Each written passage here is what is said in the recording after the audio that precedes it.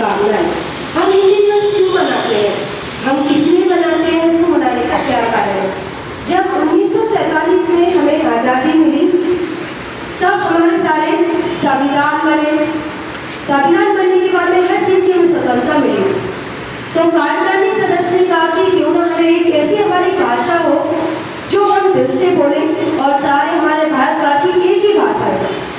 तब जाके पंडित जवाहरलाल नेहरू ने कहा ठीक है कि हम एक ऐसी भाषा चुनते हैं जो हमारी राष्ट्रभाषा कहलाएगी। इसके लिए उन्होंने भारत के जितने भी राज्य हैं उनको 3 कैटेगरी में बांट दिया। वर्ग का जहाँ सबसे ज़्यादा हिंदी बोली जाती है, वर्ग का जहाँ कहीं ना कहीं 75% हिंदी बोली जाती है, वर्ग का जहाँ पे हिंदी बिल्कुल भी नहीं बोली जाती। तो जब इन सब को चुना गया तो क और ख को मिलाकर सबसे ज़्यादा भारत के 28 राज्यों में से 22 राज्य ऐसे निकले जहाँ पर हम सबसे ज़्यादा हिंदी बोली जाती है, और घ वर्ग वो था जहाँ पे हिंदी बिल्कुल भी नहीं बोली जाती है। तो उत्तर से लेके हमारे जितने भी दक्षिण भाग है वहाँ पे हिंदी बोली जाती है। अकेला एक दक्षिणी जो है जहाँ पे हिंदी नहीं बोली जाती।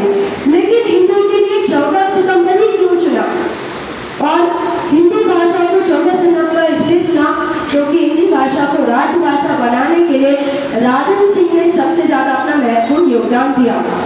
जब 1949 को हिंदी को राष्ट्रभाषा घोषित किया गया तो उसके एक बरस बाद 14 सितंबर 1950 को राजन सिंह के 50वें जन्मदिन पर हिंदी को राजभाषा घोषित करते हुए इसको राजभाषा का दर्जा दिया गया।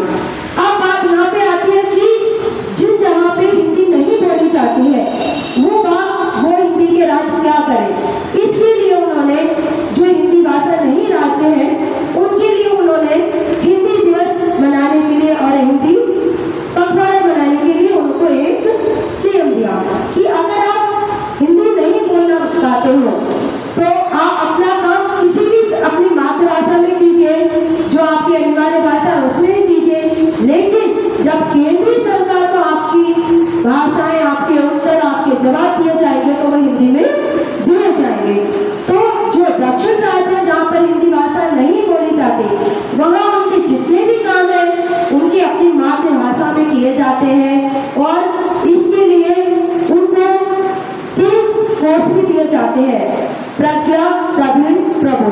तो जितने भी हमारे दक्षिण भाग में जहाँ हिंदी नहीं बोली जाती है वहाँ सरकारी विभाग में लोगों को जिनको हिंदी नहीं आती है उनको हिंदी कोर्स सिखाए जाते हैं, और ये 14 सितंबर को 14 दिन तक हिंदी पखवाड़ा बनाकर इनको ये शिक्षाएं दी जाती है, प्रतियोगिता दी जाती है कि कम से कम आप कुछ दिन नहीं तो 14 दिन तक आप हिंदी को बोल सके और सीख सके।